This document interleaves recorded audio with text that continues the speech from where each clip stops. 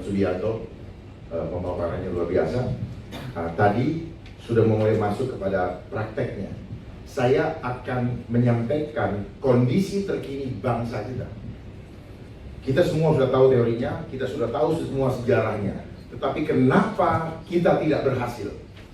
Kenapa sekarang Indonesia mulai goyang? Karena kita tidak tahu bahwa sekarang telah terjadi gerakan globalisasi yang akan menghancurkan bukan saja Indonesia tetapi seluruh dunia. Catat ini, seluruh dunia. Kenapa? Mereka bekerja secara terstruktur, sistematis dan masif. Kenapa struktur? Karena dia punya organisasi besar dengan sistem perekonomian yang dia kuasai di seluruh dunia. Kemudian kenapa sistematis? Karena mereka bergerak begitu halus, step by stepnya jelas, pelan-pelan, dan kita terhipnotis untuk ikut menerimanya. Karena apa? Menyenangkan untuk hawa nafsu kita. Tawarannya adalah macam-macam, ekonomi, tapi maksudnya adalah mudah dan cepat. Kenapa?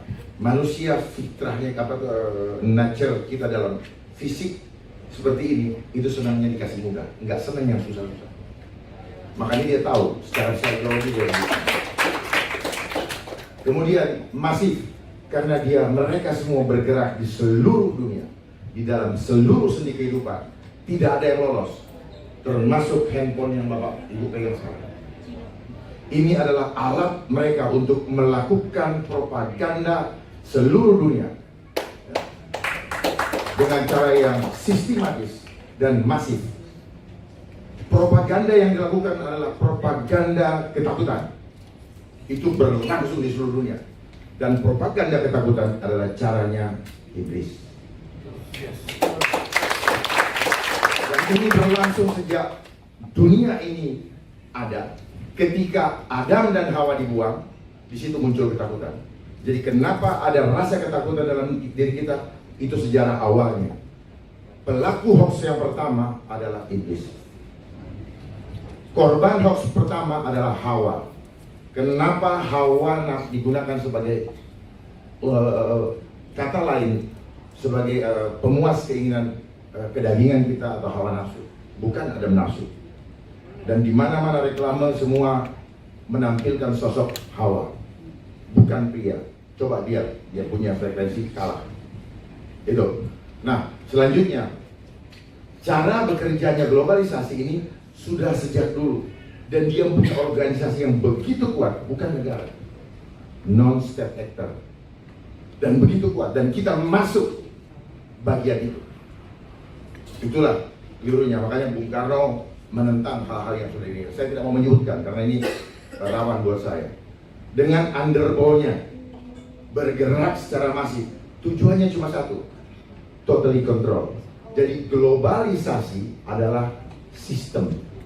Di atas globalisasi ada suprasistem. Sistemnya untuk apa? Untuk menyamakan sistem seluruh dunia. Dan mereka standarkan segala literatur, apapun yang kita pegang sekarang, sepanjang itu ngambil dari luar, itu adalah cara mereka memanipulasi kita punya konsep berbeda. Jadi sekarang kita di sekolah-sekolah dari dulu, Perang Dunia 1, Perang Dunia 2, kita dibodoh-bodohin ternyata. Mana ada Perang Dunia Tuhan bikin berjilid? Rupanya disetting supaya semua kita yang sekolah, oh Perang Dunia. Jarak dari bumi ke matahari sekian. Emangnya dia pernah ke sana? Dari bumi ke matahari, dia nggak pernah ke sana. Bohongin. Ya, dibohongin semua kita. Ya, kenapa saya harus tegas katakan itu? Biar nggak ada toleransi untuk ketidakbaikan, untuk kebohongan. Karena itulah cara memanipulasi. Ya, sumber daya alam akan habis, bohong. Sepanjang kita hidup, Tuhan akan berkati kita. Bohong itu. Minyak akan habis, bohong. Minyak itu seperti mata air, kapan aja Tuhan mau bikin ada. Persoalannya kita jauh dari Tuhan. Lalu dia ciptakan ini yang saya bilang, propaganda ketakutan. Dia bikin ketakutan. Supaya apa? Supaya kita mulai, otak purba kita mulai berpikir, waduh, apa yang saya harus lakukan dengan keadaan yang seperti ini ya? Mulai berebutan. Tetapi orang yang tidak tidak kuat, tidak akan memperolehnya. Akhirnya kekuatan-kekuatan yang besar saja yang menguasainya. Tujuannya apa? Kekuatan besar itu adalah bagian daripada mereka yang elit-elit global yang ingin menguasai dunia ini. Dan ujung-ujung daripada semua perjalanan ini apa? Kita akan tadi globalisasi sistem, di atas globalisasi ada yang namanya suprasistem yang mereka tidak pernah munculkan, cari di Google tidak akan dapat. Karena memang disembunyikan. Ini adalah rencana terakhir. Adalah apa? Life engineering. Coba boleh dicatat, tidak ada. Di situ hanya social engineering. Jadi life engineering, kenapa? Kehidupan kita pribadi ini yang akan engineer. Kenapa? Kita bukan barang, tetapi mereka mau bikin kita seperti barang. Perhatikan baik-baik ini. Kita hidup dari kekuatan supranatural, bukan dari hitungan matematika. Seperti apa bapak-bapak sebutkan tadi. Bukan. Makanya Indonesia spiritual, karena kita memang lahir dari kekuatan supranatural, bukan dari hitungan matematika, tetapi sistem yang ada sekarang dia mau bawa kita kepada hitungan eksak. Demokrasi juga begitu, satu-satu suara, one man one vote one value, ya kan? Terus kemudian demokrasi mau dibilang seperti apa namanya? Mau dibandingkan dengan musyawarah? No, it's not the same. Walaupun demokrasi kita Pancasila, agar apa? Kembali lagi kepada nilai-nilai ketuhanan tadi. Ya. Saya boleh tantang siapapun ahlinya untuk mempersoalkan itu. Catat kata-kata saya, kalau kita tidak waspada, kita bisa berantakan semua generasi muda. Karena di sini ada kekuatan hipnotis. Dan saya bisa buktikan, saya bisa praktekkan sekarang. Inilah yang membuat kenapa tidak ada satupun orang yang tahu bagaimana cara menghentikan hoax. Karena mereka bermain dengan begitu masif dan masuk pelan-pelan.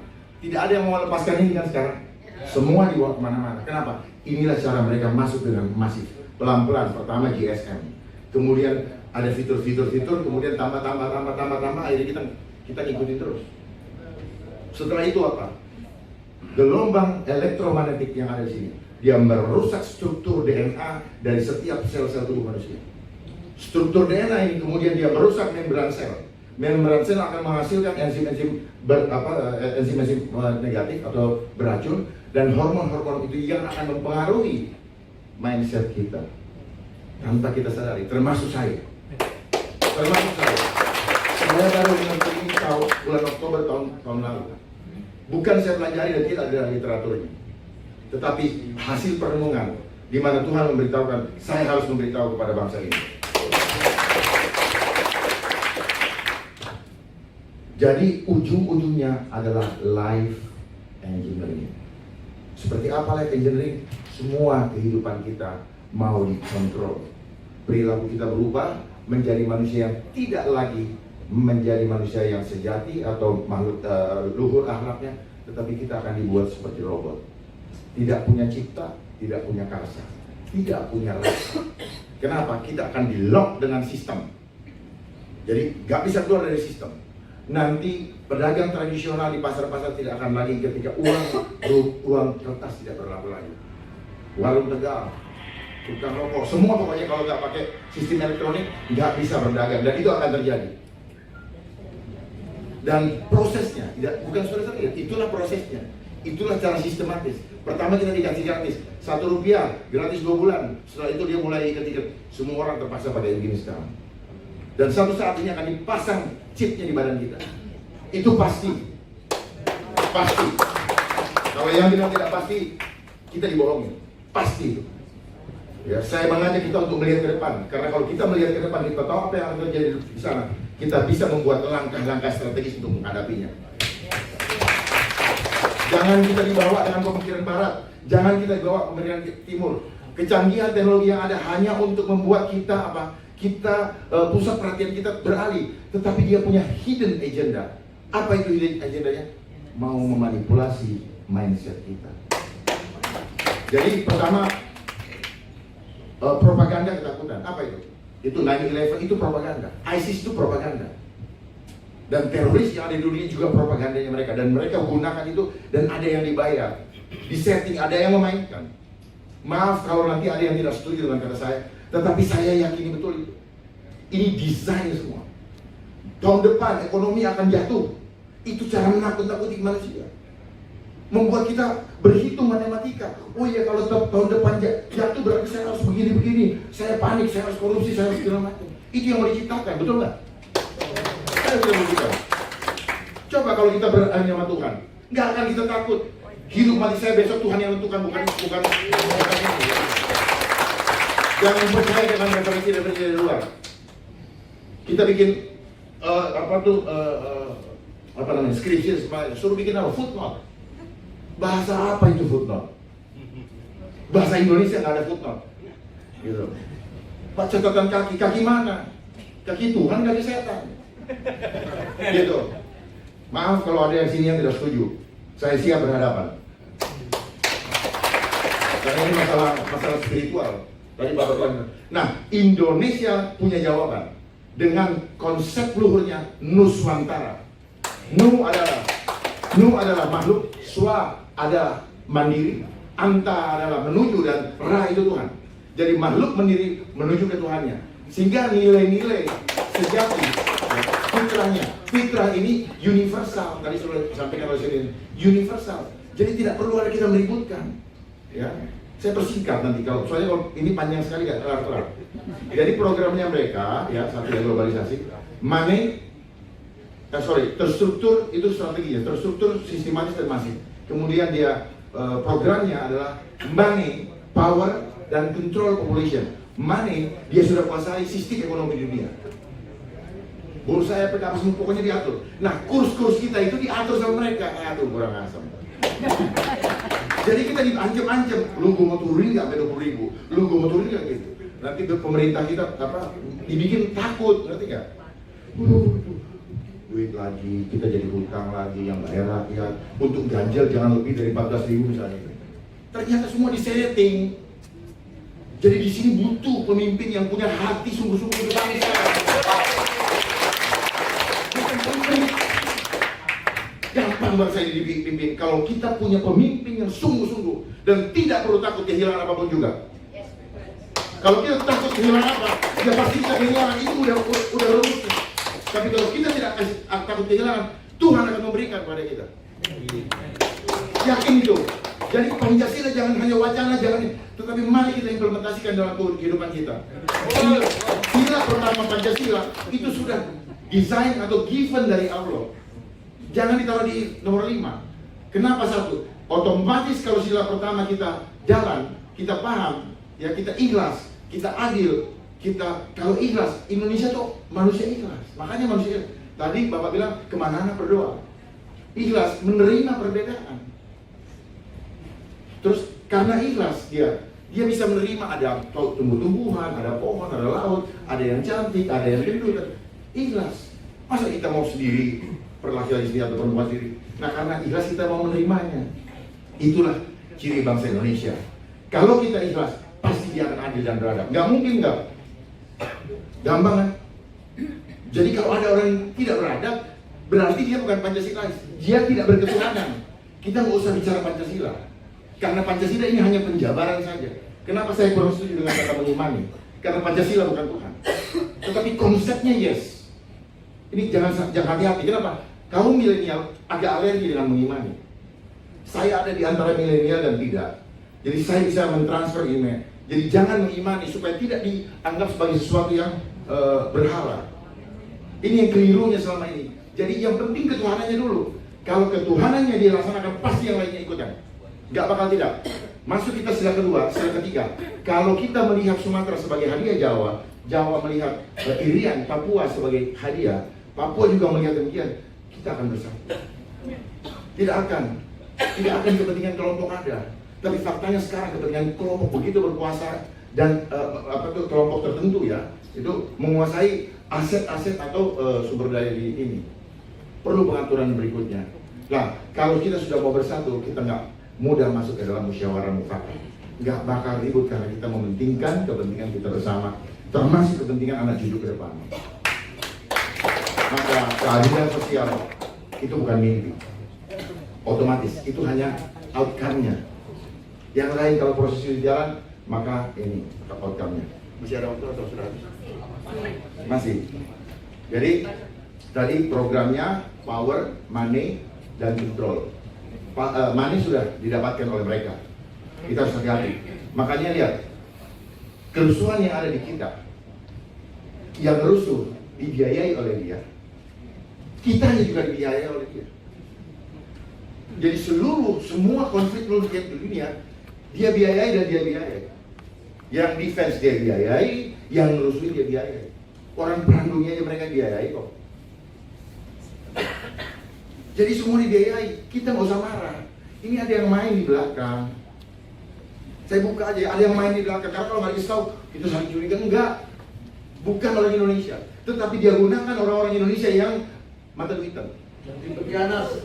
Saya tidak mau mengatakan pengkhianat. Kalau Pancasilais, kita tidak boleh menuduh orang. Kita tidak boleh menjalin orang. Kita harus menentukan tahu.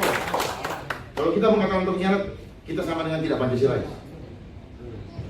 Jadi nggak boleh mengeluarkan kata-kata. Semua harus Pancasila. Semua harus sesuai dengan Tuhan. Tuhan tuh baik kok. Tuhan tuh nggak pernah maki orang kok. Tuhan tuh penuh dengan kasih kok. Jadi kalau orang ngajak ribut, itu bukan Pancasila. Itu dia tidak berketuhanan. Dia berlindung di balik ketuhanan untuk mendapatkan keuntungan omong kosong. Perhatikan setiap konflik selalu karena ada nilai ekonomi. Atasan bawahan ribut karena ada uang. Ya, ini kelompok ini karena ada uang. Rebutan ini karena uang. Makanya demokrasi yang harus sekarang perlu diperbaiki. Seperti tadi, one man one vote. Suara terbanyak walaupun keliru, satu kebenaran hancur. Gitu. Kecuali kita punya kekuatan Tuhan, satu kebenaran hajar terus. Gitu. Yang berikutnya, dia masif karena semua seni kehidupan dia jalan. Ini ya, saya mau praktekkan sebelum saya mengakhiri. Ini tadi merusak betul. Anak-anak sekarang gampang dibully. Kenapa? Dia tidak sadar lagi bahwa dia makhluk ciptaan agung dari Tuhan. Begitu dibilang kamu jelek, dia berpikir bahwa ya aku jelek sampai mati. Dan saya tidak bisa berbuat apa-apa karena dia jelek. Ini kan manipulasi mindset. Jadi dia punya pola adalah gini. Propaganda ketakutan, ISIS, terus terorisme di mana-mana, Taliban, itu propaganda mereka dan semua dari mereka. Jadi kayak musang berbulu domba. Bahkan di negara kita juga sudah masuk ke sendi-sendi kebangsaan. Kalau saya dibuka di sini nanti besok saya disu, karena saya dari itu, ya. Tetapi kalau satu persatu saya akan sampaikan, ya. Keributan yang terjadi, yang sekarang ada dengan yang apa itu namanya di Kuningan, itu juga di belakangnya mereka.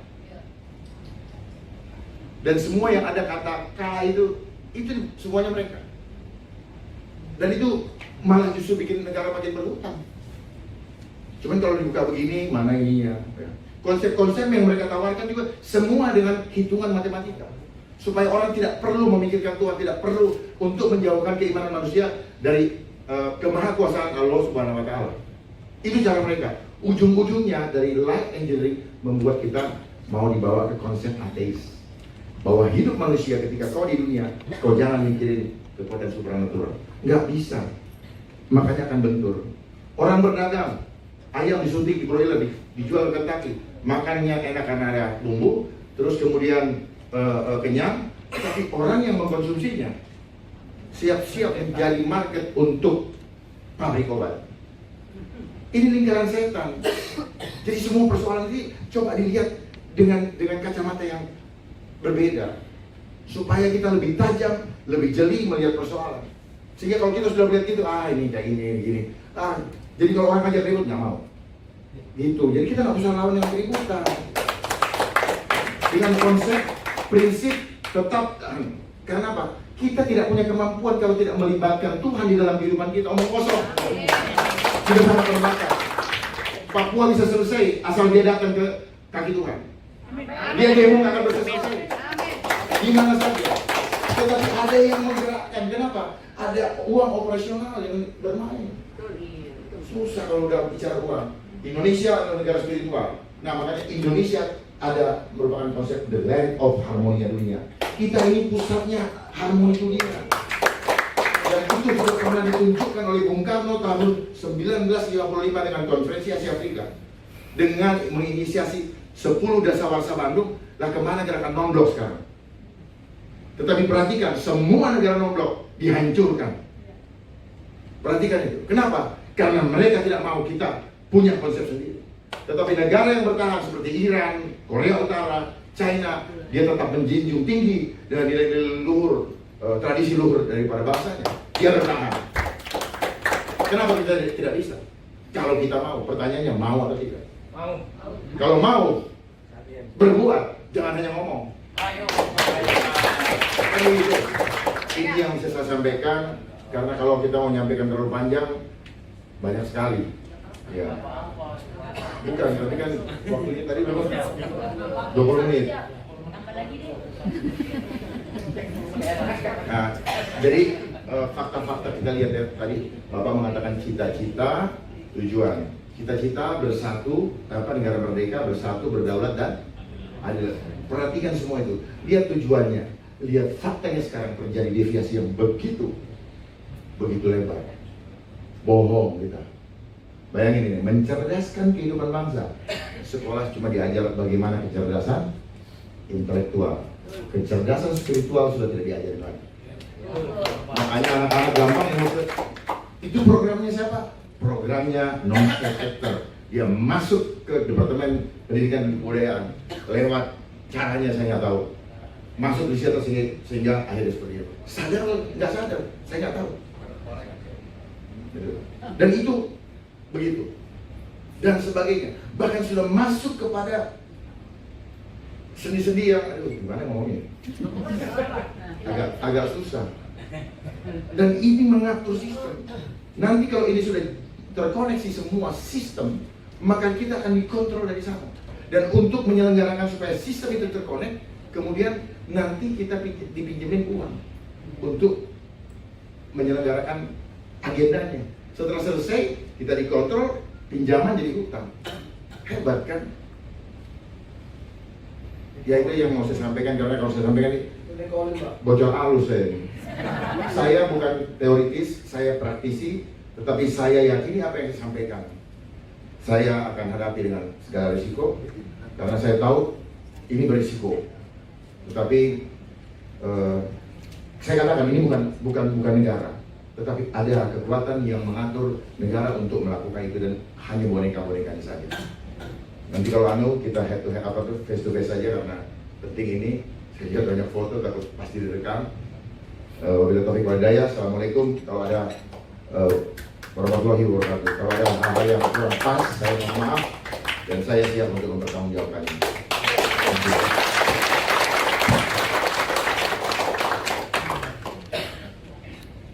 Terima kasih Bapak Komjen Dharma. Kapolri. Ya. Amin. Karena kita sama-sama